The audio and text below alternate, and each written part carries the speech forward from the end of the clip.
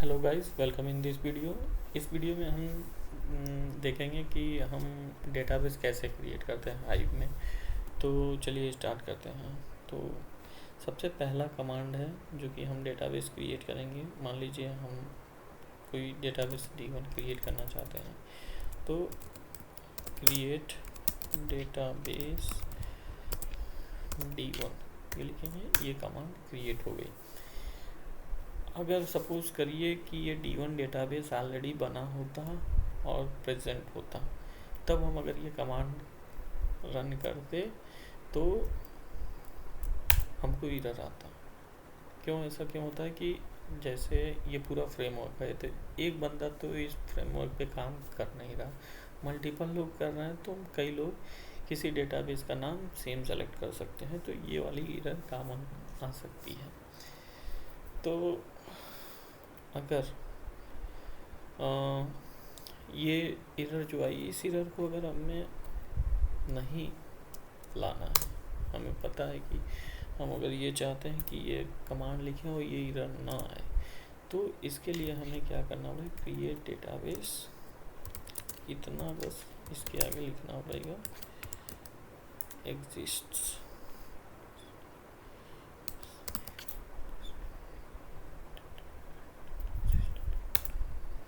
तब अब ये कमांड ये रन कितनी बार भी आप करो, ये एरर नहीं आएगी। अब हमारा डेटाबेस क्रिएट था, हमें डेटाबेस अपना देखना है।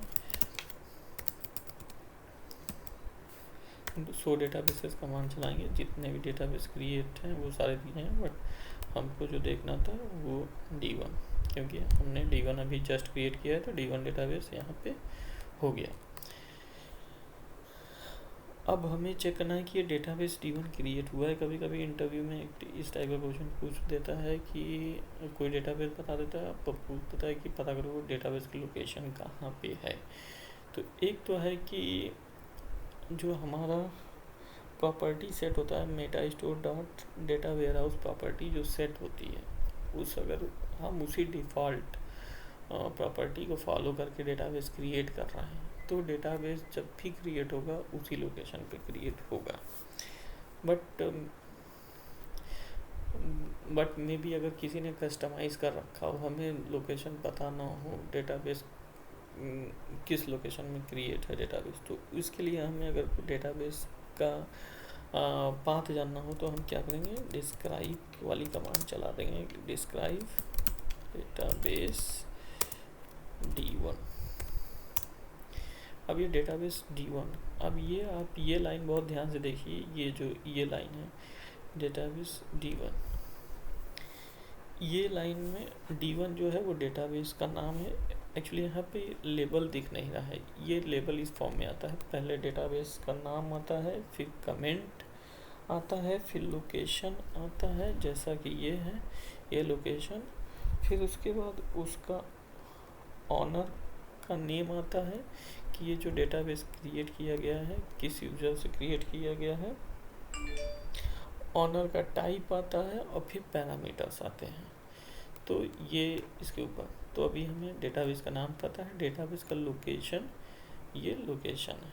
इस प्रॉपर्टी को मैंने अभी जैसा कि बोला कि इस प्रॉपर्टी को चेंज कर सकते हैं meta store dot data warehouse की प्रॉपर्टी से, meta store dot data warehouse property से जाके इसका डिफ़ॉल्ट लोकेशन चेंज कर सकते हैं।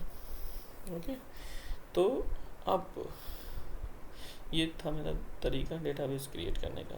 अब ये जैसा कि मैंने बोला कि ये डेटाबेस का नाम है, यहाँ पे कमेंट है, हम अपने डेटाबेस के साथ कुछ कमेंट भी डालना चाहते हैं, तो वो फिर कैसे क्रिएट करें, database create database not exist D1 comment this is D1। अब मैंने कमेंट डाल दिया। अब कमेंट डाल के अब फिर अगर हम ये डिस्क्राइब करते हैं, तो डिस्क्राइब में कमेंट नहीं दिखा, तो एक एक्सटेंडेड व्यू होता है पूरी प्रॉपर्टी देखने के लिए, एक्सटेंडेड, तो एक्सटेंडेड नहीं आया। अब क्यों नहीं आया, क्योंकि actually database T1 already create है और हम ये कमांड चला रहे हैं, डिस्क्राइब क्रिएट डेटाबेस, ये कमांड चला रहे हैं हम, ये कमांड चला रहे हैं create database if not exist comment में दिस इज T1। तो ये जब कमांड चलाएंगे तो एक्चुअली डेटाबेस क्रिएट हो, इसीलिए फिर से नया डेटाबेस क्रिएट नहीं कर रहा। तो हम एक बार ये डेटाबेस को ड्रॉप कर देते हैं, उसके बाद फिर वो कमांड चलाएंगे create database D1। Drop database D1 करने पे डेटाबेस मेरा ड्रॉप हो गया। अब दोबारा मैं ये वाला कमेंट चलाता हूँ कि डेटाबेस के साथ कमेंट भी आ जाए। अब ये क्योंकि डेटाबेस ड्रॉप हो चुका था, अब फिर क्रिएट तो ये फ्रेश चला है, इग्नोर नहीं मारा है उसको। तो अब ये चलने के बाद आया, तब अब हम अगर डिस्क्राइब तो देखिए कमेंट भी आ गया। तो कमेंट डालना, अब हमें ये डालना है कि इस डेटाबेस की प्रॉपर्टीज़ भी डालनी है कमेंट के साथ। तो फिर एक बार ड्रॉप करते हैं, ड्रॉप डेटाबेस और comment create database if not exist T1, create database if not exist, ये फिर ये कमेंट को लास्ट में रखिए, यहाँ तक मान लीजिए, ठीक है। अभी कमेंट D1 क्रिएट है, ड्रॉप ऑलरेडी कर ही रखा था। उसके बाद हमको यहाँ पे कि हमको किस डेट में और किस नेम से किस बंदे ने क्रिएट किया है, तो अगर ये डालना है तो इसके लिए कमांड विथ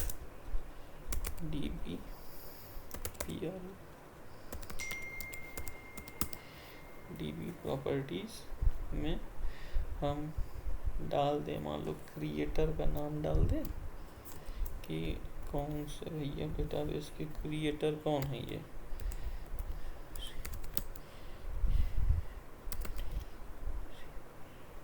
क्रिएटर जो हैं डेटाबेस के वो हैं, मान लो कि हाइप यूजर क्रिएटर में अपना नाम, किसी का भी नाम डाल सकते हैं यहाँ पे, और किस डेट में ये बना है, तो यहाँ पे डेट भी डाल दीजिए कि 20200412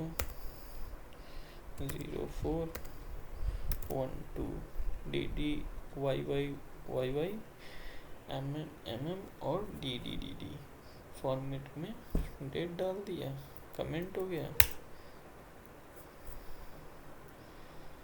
कमेंट नियर, ये अभी हटा दो, ये सही है।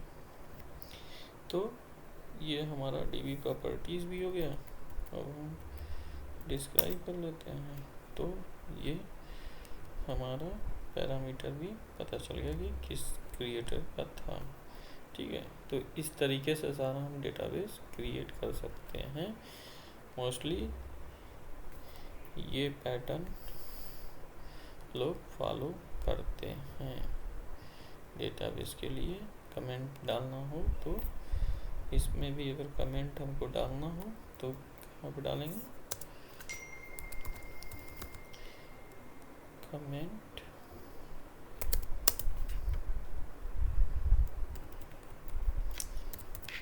दिस इज D1 चलेगा नहीं क्योंकि हमने ड्रॉप किया नहीं है, तो ये चलेगा नहीं, बट ड्रॉप कर ही देते हैं। और ये चला दिया, चल गया ये, और चल गया। उसके बाद हम डिस्क्राइब कर लिए पूरा चीज़ ये। तो जो प्रोडक्शन पे जो प्रोजेक्ट जाते हैं उसमें जो डेटाबेस क्रिएट करते हैं वो सही तरीका डेटाबेस क्रिएट करने का ये है, जिससे कि सारी चीज़ें पता हो कि डेटाबेस क्या है, डेटाबेस पे का कमेंट भी डाल देते हैं कि भाई ये डेटाबेस है, इसलिए डेटाबेस क्रिएट किया जा रहा है, उसकी प्रॉपर्टी किस बंदे ने या किस प्रोजेक्ट के लिए डेटाबेस बना है। तो ये सारी चीज़ें यहाँ से। होप ये वीडियो आपको पसंद आई होगी। Thank you very much for watching this video.